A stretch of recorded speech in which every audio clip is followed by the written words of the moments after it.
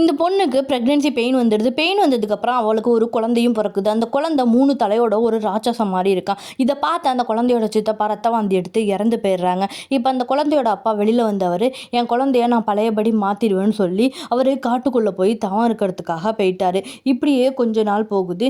இப்ப அந்த குழந்தையும் ஓரளவுக்கு வளர்ந்திருக்கான். இப்ப அந்த குழந்தைய பார்த்தா மத்த பசங்கள்லாம் அத பார்த்து பயந்து போயி, அத கல்லால எடுத்து அடிக்க ஆரம்பிக்கிறாங்க. இத பார்த்து அந்த குழந்தையோட அம்மா அந்த குழந்தைய வந்து தூக்கிட்டு போயிடுறாங்க. இப்ப அவங்க அம்மாவுக்கும் நெஞ்சு வலி வந்து அவங்களும் இறந்து போயிடுறாங்க. இப்படியே இந்த குழந்தையோட அப்பா கடுமையாக தவம் புரிகிறாரு. அகோரிங்களோட சேர்ந்து பல மந்திரம் தாந்திரிகம்லாம் பண்ண ஆரம்பிக்கிறாரு. இப்போ இவர் வந்து ஒரு சாமியாரை பார்க்குறாரு. சாமியாரை பார்த்து தான் குழந்தைய பற்றி எடுத்து சொல்கிறாரு. இப்போ தான் குழந்தைய பழையபடி மாற்றுறதுக்காக உண்டான வழியும் கேட்குறாரு. இப்போ அந்த சாமியார் என்ன பண்ணுறாருன்னா, ஒரு ஓலைச்சுவடி எடுத்துகிட்டு வர சொல்கிறாரு. ஒரு ஓலைச்சுவடியை தந்து இதில் உன் குழந்தைய பழையபடி மாற்றுறதுக்கான வழி இருக்குன்னு சொல்லிடுறாரு. இப்போ இவங்க என்ன பண்ணுறாருன்னா, இந்த அப்பா வந்து ஒரு பெரிய யாகம்லாம் வளர்க்குறாரு. யாகம் வளர்த்து 7 பொண்ணுங்களை கடத்திட்டு வந்து வச்சிருக்காரு.